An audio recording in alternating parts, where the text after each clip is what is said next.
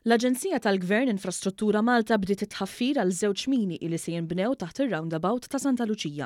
Dan huwa investiment ta' 20 miljun euro li l-Gvern qed jagħmel biex din ir-rotta ewlenija li twassal għal bosta lokalitajiet tkun aktar effiċjenti.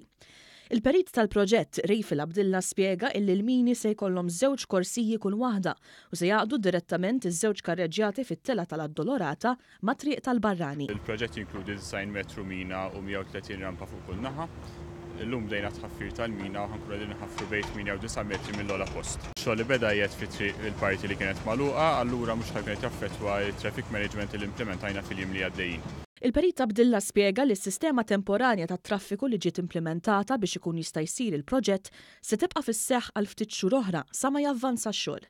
Il-proġett jinkludi wkoll il-bini mill-ġdid u t-titjib tal-jogging track, titjib tas-subway tat-triq tal-Barrani u korsija ġdida għar-roti li se taqgħad lil Santa Luċija mal-Marsa. Kunu qed naħdmu l-ħitan tal-mina u l-istrutturi li ħajżommu l-raneb ta' maġenb il-mina biex tkun tista' terġa' tinbena l-roundabout fuq il-mina.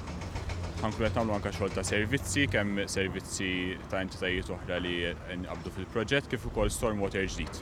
Il-Ministru għall-Infrastruttura Ian Burge qal li dan huwa proġett kruċjali li jingħaqad moħrajn li se jagħtu nnifs lin-naħa t'isfel ta' Malta li ilha snin tistenna illi jsiru investimenti bħal dawn. Nista' Santa Luċija huma meħtieġa propju minħabba li ġala darba se nisblukkaw il-konġestjoni tat traffiku fil-Marsa, Santa Luċija li kienet diġà tfalli fis-sens ta' traffiku iżjed kienet ser tkun qiegħda tesponi ruħha għal dak il-flow ta' traffic li ser jibda jasal ġala darba niftħu l-flyovers kollha fix-xhur li ġejjin.